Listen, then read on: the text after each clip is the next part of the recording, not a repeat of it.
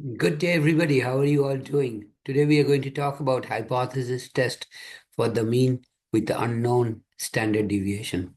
So here I go.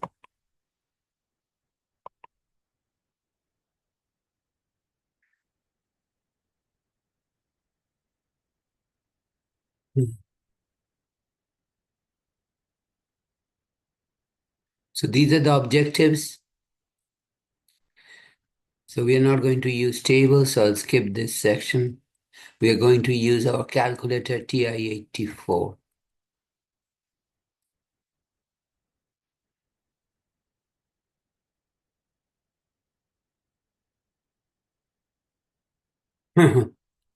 Test the hypothesis about a mean using the p-value method. Here I want to mention that please remember p-value means probability value method. In a hypothesis test, we calculate a test statistic. We calculate a statistic such as X bar. Remember, statistic without the letter S at the end is a characteristic of the sample that we have gathered. And compare it to the value in the null hypothesis, which is the hypothesized value of the population mean, which is our educated guess. If the difference is large, it is less likely due to chance, and 80 is less likely to be true. Otherwise, a small difference may be due to chance, and 80 may well be true.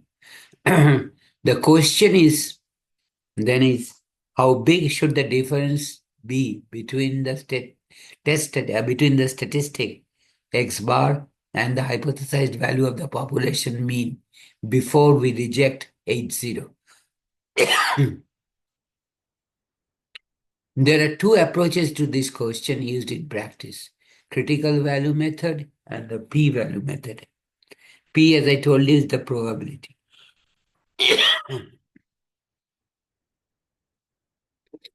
In a recent medical study, 76 subjects were placed on a low-fat diet. After 12 months, their sample mean weight loss was X bar 2.2 kilograms, with a sample standard deviation of S equal to 6.1 kilogram. Notice we do not know the population standard deviation. However, we know the sample standard deviation S as 6.1 kilogram. How strong is the evidence that people who adhere to this diet will lose weight on the average? If we knew the population standard deviation sigma, we would be able to compute the z-score of the sample mean as. So we compare the sample mean or sample statistic with the hypothesized value in the population mean, which is in the numerator. That is how far the sample mean is located from the hypothesized value in the null hypothesis, X bar minus mu. That whole difference or deviation from the mean is divided by the standard deviation of the sampling distribution, which is the probability distribution of sample means. This is population standard deviation divided by square root of n. So if we had known sigma population standard deviation, we could have calculated the z-score and used this value to determine the strength of the evidence. In this example, as is usually the case, we do not know the population standard deviation. To proceed, we replace sigma with the sample standard deviation S and use the t-test statistic instead, where t is the deviation of the sample mean, sample statistic from the hypothesized value, which is X bar minus mu in the numerator, divided by, instead of sigma, we replace the population standard deviation sigma by the sample standard deviation S divided by square root of n. Since we do not know population standard deviation sigma, this test statistic is t instead of z. When the null hypothesis is true, the t statistic has a student's t distribution with n minus degrees of n minus 1 degree of freedom. Why n minus 1 may be the question. That is because we use the sample data to calculate the sample mean. Hence, statisticians think of it as losing 1 degree of freedom because that sample information used once before to calculate x bar, and then we calculate standard deviation. Therefore, we lost 1 degree of freedom, which is to say the sample has t distribution has n minus 1 degrees of freedom. Students' t distributions are symmetric and unimodal, means there is only one point on the horizontal axis which has the highest relative frequency. However, they are more spread out because S on the average is a bit smaller than sigma. So in the first diagram on the top, the solid curve is the Z curve, tall and narrow, whereas the dash curve, which is shorter in height and wider at the base, this is the T distribution with 1 degree of freedom. That means sample size is 2. Then we increase the sample size to 5 or 4 degrees of freedom, and notice the dash curve, which is the T curve, approaches the solid curve, which is the Z curve. The difference between the T distribution and normal distribution, which is the Z curve, is greater when the number of degrees of freedom is small. When the number of degrees of freedom is large, S tends to be close to sigma, so T distribution is very close to normal distribution. Look at the bottom curve where the degrees of freedom is 10 or sample size is 11 and the dash curve almost overlaps the solid curve, which is the Z curve or the normal distribution. Hence, when the sample size is increased or when the number of degrees of freedom is increased, S tends to be closer to sigma so that the T distribution is very close to the normal distribution or Z curve. Since we have a simple random sample and the sample size is large, we may proceed with the test. The issue is whether the mean weight loss mu is greater than 0. Okay, then the program is successful. So the null hypothesis is mu equal to 0, always equal to sign. With the null hypothesis, alternate mu greater than 0. The sample mean weight loss is x bar equal to 2.2, which is greater than 0. To determine how strong the disagreement is between the sample mean and the null hypothesis mu equal to 0, we begin by calculating the test statistic, which is t in this case. X bar minus mu 0, which is the value in the null hypothesis, is 2.2 minus 0. So we can use our calculator to do this. So we have in the numerator 2.2 minus 0, which is 2.2. I put it in parentheses, divided by, in parentheses, you can put 6.1 divided by second x squared to get the square root. Inside the square root, sample size 76. Close the parenthesis in the denominator, and it is 3.144. A value of t equal to 3.144 is rather far out in the tail of the distribution. Intuitively, it appears that the evidence against H0 is fairly strong. The p-value is the probability, assuming that H0 is true, of observing a value of the test statistics that is at least as extreme as the value actually observed. In case of a right tail test, which is true over here, because our alternate mu greater than 0, the symbol indicating greater than has two slanted lines meet at an edge pointing to the right. Hence, this is a right tail test. So that p-value is the area under the t distribution to the right of 3.144. Remember, our sample size is 76, so our degrees of freedom is 76 minus 1, 75. So in order to find the p-value, which is the area to the right of the test statistic, 3.144, we will go to our calculator, TI-84, press second button, and verse button, which is in the third row. Then we go down to inv t. Inv t, actually not. We go down to TCDF. We want to find the area to the right of 3.144. So we scroll down to number 6, which is TCDF. My lower is 3.144.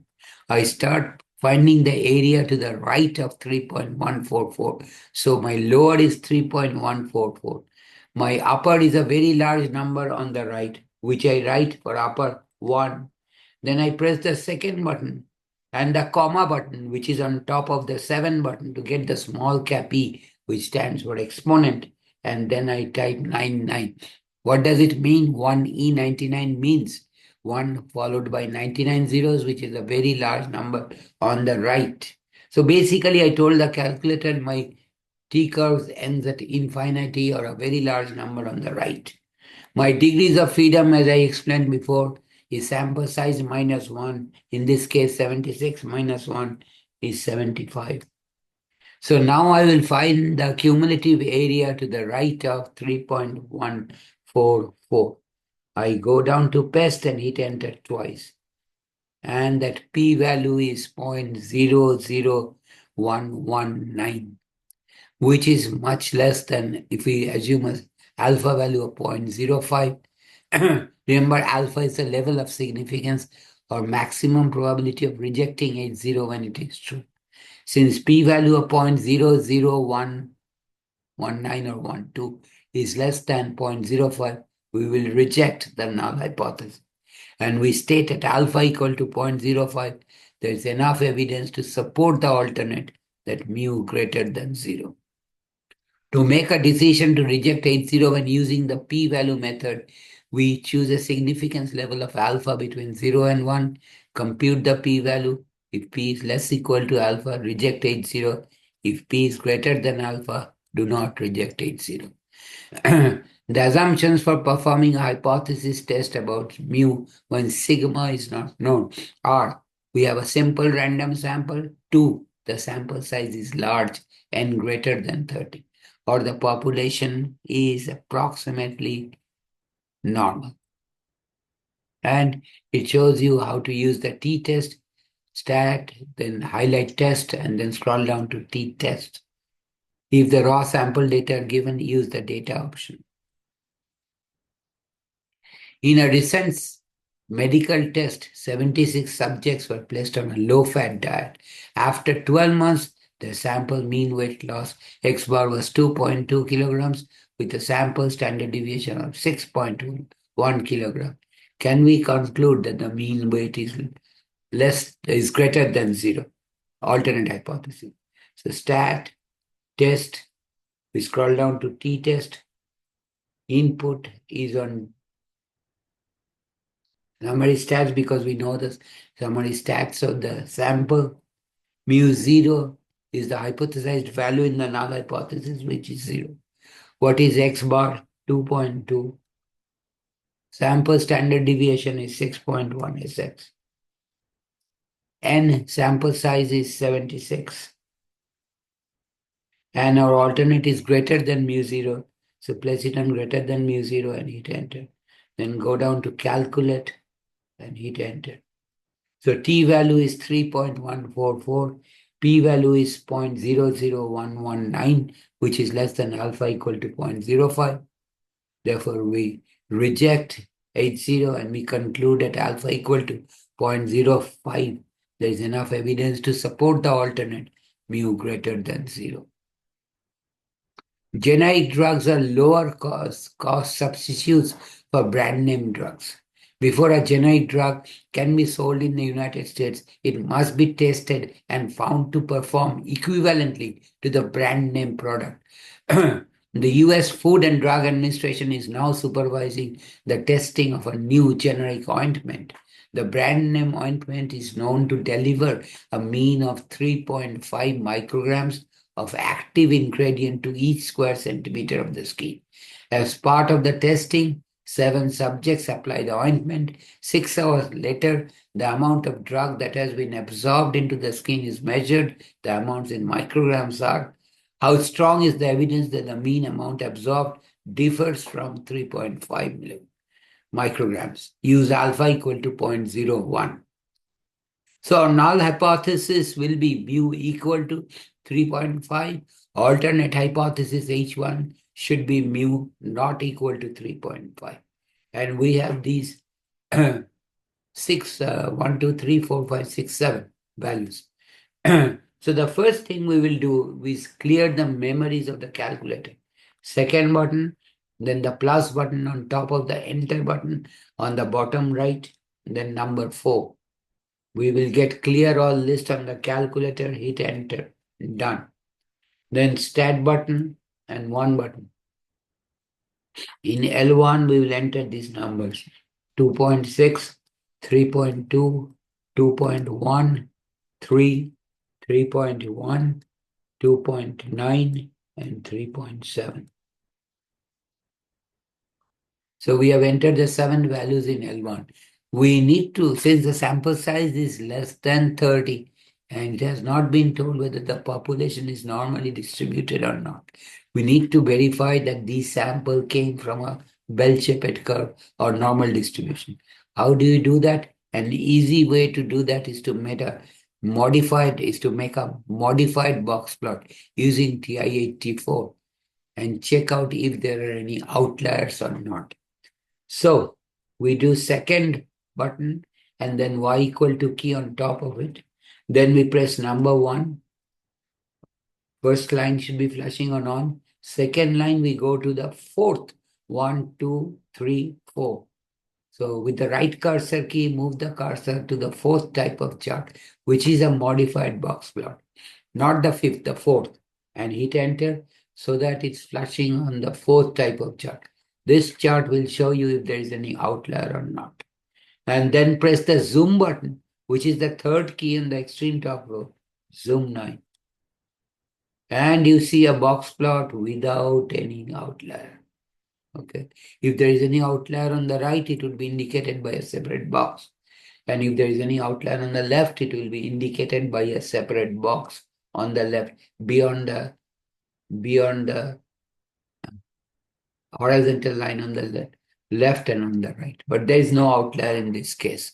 So since there is no outlier in this sample data, we can assume that the sample came from a bell-shaped distribution.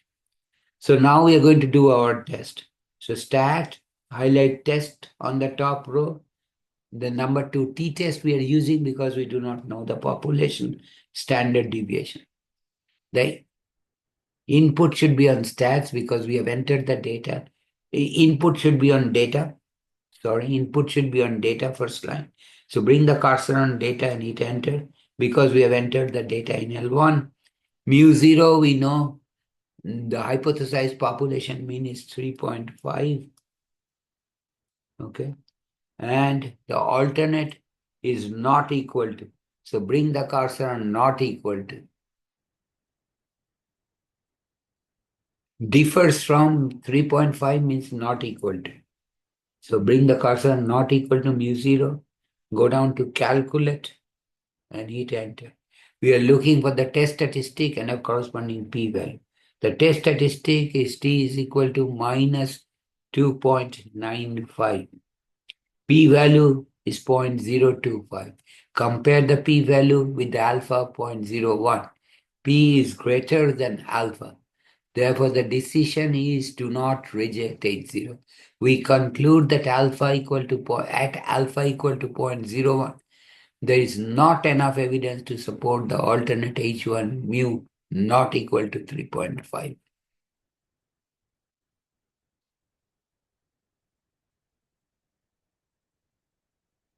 How to do with Excel? So let's do part B, which says find the p-value for the following values of the test statistic T, sample size S, find alternative hypothesis H1. So in part B, T is minus 1.741. Any sample size is 21, alternate is mu, less than. The two slanted lines indicating less than meet at an edge pointing to the left. So it's a left tail test. So we have to find the area to the left of minus 1.741. So how will I do that? Second verse and then I go down to number 6, which is TCDF. My lower is minus sign next to enter, then the 1, then second comma button is on top of the 7 button, which gives me small cap E, then I type 99. What does the lower means? A minus means a very large negative number, 1 followed by 99 zeros. That means negative infinity. Upper is where we stop, minus 1.741. What is my degrees of freedom? Is 21 minus 1 is 20. And I go down to paste and hit enter and enter again. And the p-value is 0.0485. Okay. The Russell 2000 is a group of 2000 small company stocks. On a recent day, a random sample of 35 of these stocks had a mean price of 26.89 with a standard deviation of 23.41. A stock market analyst predicted that the mean price of all 2000 stocks would be 25. Can you conclude that the mean price differs from 25 at alpha equal to 0.05? Differs from means the alternate is not equal to. So stat, test, and we are going to use a t-test because we do not know the population standard deviation. So we bring the cursor down on number 2 in test and hit enter. Input should now be flashing on stats. Why? Because we know the summary stats of the sample. Mu0 is the hypothesized null hypothesis value, which is 25. X bar sample mean is given as 26.89. SX sample standard deviation is given as 23.41. Okay. Sample size 35 of these. The sample size is 35. Since the sample size is greater than 30, we can assume the sample came from a normal distribution. Okay. Differs from means not equal to mu0 in the next line is the alternate hypothesis. And we go down to calculate. We calculate a test statistic and the corresponding p-value. The test statistic is 0.4776.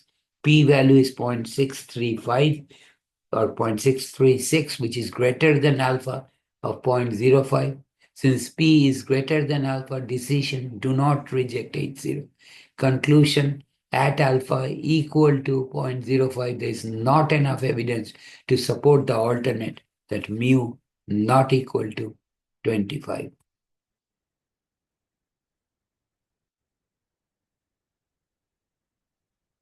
How do you do the critical value method? So the critical values for students' T distribution can be found, or with technology we'll use TI-84. The critical value for a left tail is minus T alpha. If your test statistic is less than minus T alpha, less equal to, then we reject null hypothesis. For the right tail test, critical value is T alpha. If your test statistic T is greater or equal to T alpha, reject H0. Two-tailed, the critical values are T alpha by 2 on both sides, minus T alpha by 2 and positive T alpha by 2. Okay. So we calculate the test statistic and determine whether it falls in the rejection region. Find the critical values for the following values of the significance level, sample size, and alternate hypothesis. So let's do part B. N is 26. Level of significance is 0.01. And H1 mu is not equal to mu0. So it's a two-tailed test. So we have to find the critical values. Stat. So we do stat. Then we test. Then we go to second verse and go down to int t. We have to find the area in the left tail, half of the alpha, which is 0.005. 0.005 is the area. My degrees of freedom is 25, 26 minus 1. Why are we dividing alpha by 2 in part B? Because it's a two-tailed test. So the total tail area, which is 0.01, is divided into two equal parts. 0.01 divided by 2 is 0.005. Degrees of freedom is sample size minus 1, 26 minus 1, 25. We go down to PEST, bring the cursor on PEST and hit enter twice. And the critical value is 2.787. Let's see if they give us the answer. Yes. So minus 2.787 on the left tail and positive 2.787 on the right tail. The assumptions for performing hypothesis test about mu when sigma is not known are: we have a simple random sample size is large, n greater than 30, or the population is approximately normal. A computer software vendor claims that a new version of their operating system will crash less than 6 times per year on average. A system administrator installs the operating system on a random sample of 41 computers. At the end of the year, the sample mean number of crashes is 7.1 with a standard deviation of 3.6. Can you conclude that the vendor's claim is false? Okay. The vendor has claimed less than 6. So if it is false, it has to be greater than 6. So your alternate H1 mu greater than 6, null hypothesis, mu equal to 6. Sample size is 41 greater than 30. Assume the sample came from a bell-shaped distribution. We do not know the population standard deviation, so we will use the t-test. So stat, highlight test on the top row, go down to number 2, which is t-test, input flashing on stats, mu 0, hypothesized value is 6 in the null hypothesis, x bar is 7.1,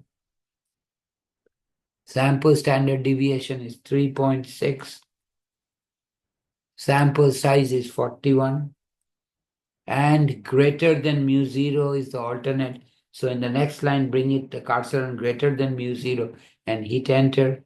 And we go down to calculate. We calculate a test statistic and a p-value. The p-value came out as 0.0287, which is less than alpha, 0.05. Hence, the decision is to reject H0, and conclusion is at alpha equal to 0.05, support the alternate, which is H1 greater than mu greater than 6.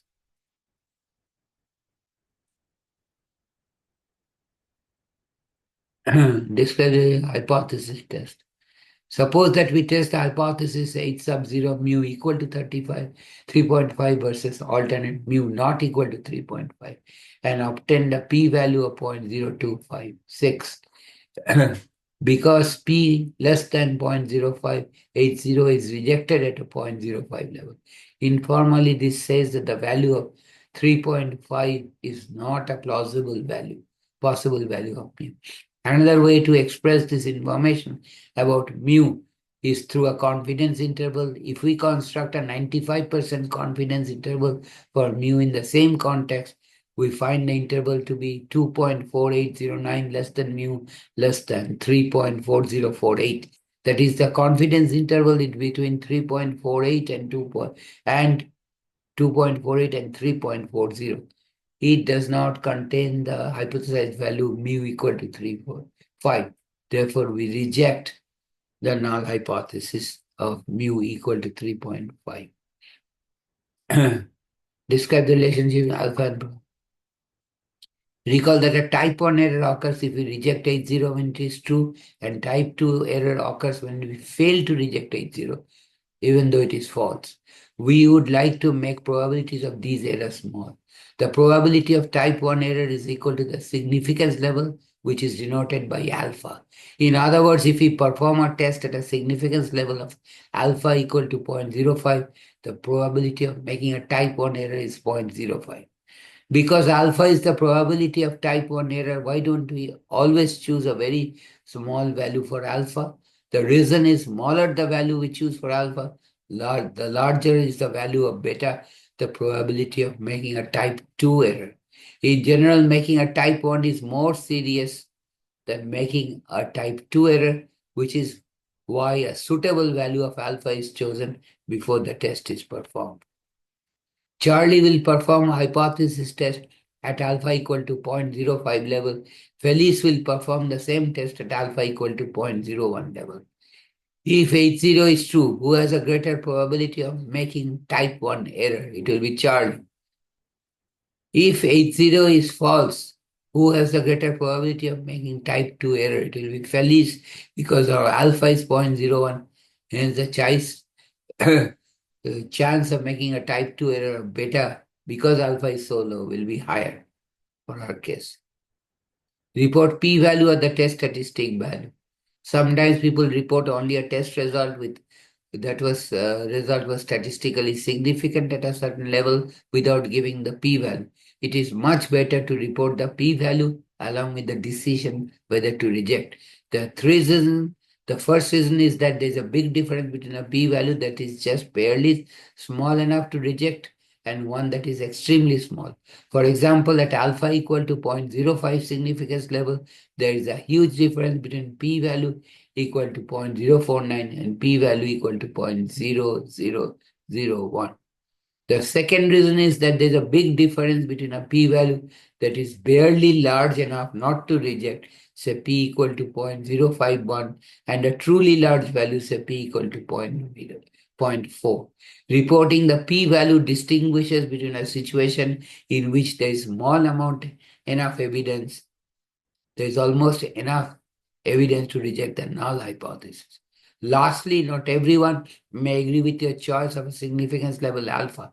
By reporting the p-value, we let people decide for themselves whether or not to reject the null hypothesis at a significance level of their choosing. Report the test statistic. When using the critical value method, you should reject the value of the test statistic report rather than simply stating whether the test statistic was in the critical region. This will tell the reader whether the value of the test statistic was just barely inside the critical region or well inside. Also, it provides the reader an opportunity to choose a different critical value and determine whether H0 can be rejected at a different level. Distinguish between statistical significance and practical significance. When a result has a small p-value, we say that it is statistically significant. It is therefore tempting to think that statistically significant results must always be important. Sometimes statistically significant results do not have any practical importance or practical significance. For example, a new study program may raise the student scores by 2 points on a 100 scale. This improvement may have statistical significance, but is the improvement important enough to offset the cost of training teachers and the time investment on behalf of the student? Why? Because we are increasing the score only by 2 points on a 100-point scale. So statistical significance is not the same as practical significance. So I'll stop here today. If you have any question or comment, you can write me a note. If you like this video, please give me a thumbs up. I really appreciate that. If you like this video, share with your friends. You and your friends, please subscribe to my channel by hitting the red subscribe button. And please do not forget to click on the bell button, which will inform you every time I upload a new video. So please do not forget to watch me tomorrow, and thanks for taking the time to watch my video today. Thanks. Take care. Have a nice day. I will see you next time.